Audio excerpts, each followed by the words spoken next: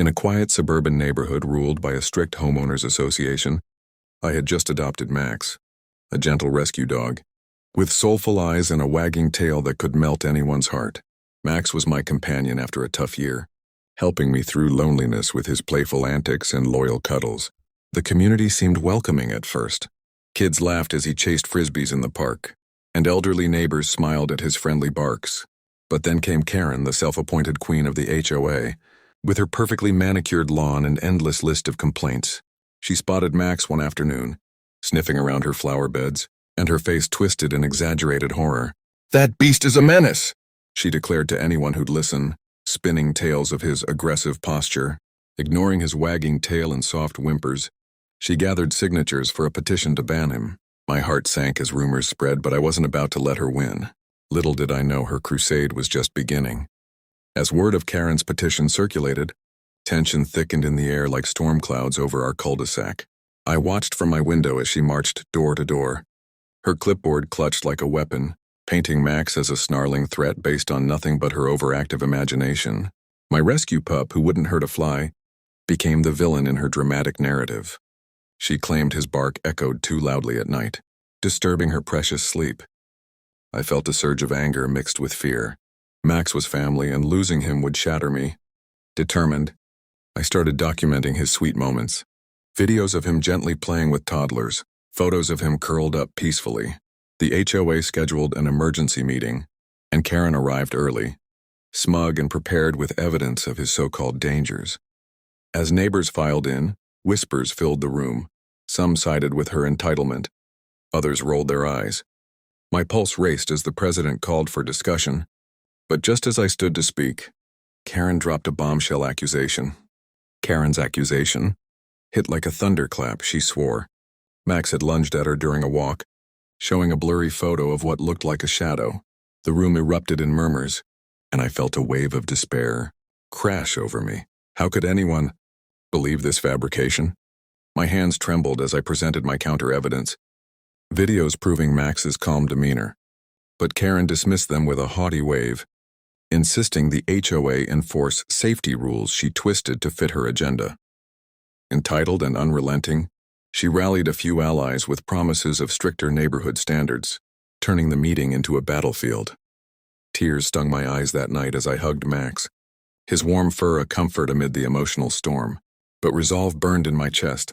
I began rallying supporters quietly, sharing stories of Max's kindness online in our community group. Responses trickled in, praise for his gentle nature. But Karen caught wind and escalated, threatening fines if I didn't comply. Then one fateful evening, an unexpected incident changed everything. The incident unfolded under the golden hues of sunset. A child wandered too close to the street, and Max's instinctive bark alerted everyone, pulling the kid back to safety. Neighbors witnessed it, their admiration for my dog swelling like a rising tide. I captured the moment on video, a beacon of hope in my fight. Karen, however, doubled down on her entitlement, labeling it a coincidence and demanding an official inspection of Max's behavior. The HOA board, swayed by her persistent nagging, agreed to a vote, but not before she spread more venomous rumors, claiming Max was untrained and a liability. My emotions swung from elation at the heroic act to crushing anxiety over the impending decision. Resourceful as ever, I organized a petition of my own, collecting heartfelt testimonials from those Max had charmed. Doors opened to stories of his comfort during tough times, building a quiet alliance. As the vote neared, Karen's smug confidence cracked slightly, but she had one last trick up her sleeve. Karen's final trick was a forged complaint letter, anonymously sent to the HOA, alleging Max had damaged property, complete with staged photos of chewed-up plants she blamed on him. The betrayal stung deeply, fueling a fire of determination in me as I uncovered her deceit through a neighbor's tip. Emotional highs from community support clashed with lows of betrayal, leaving me exhausted yet unbreakable. I confronted the board with proof, timestamps showing Max was indoors during the incident, and witnesses debunking her lies. The meeting hall buzzed with suspense, neighbors shifting uncomfortably as Karen's facade crumbled under scrutiny. Her entitled rants grew desperate, accusing everyone of bias, but cracks appeared in her influence. I felt a glimmer of victory as votes were cast in secret ballots, my heart pounding like a drum. Max, oblivious at home, waited with his trusting gaze.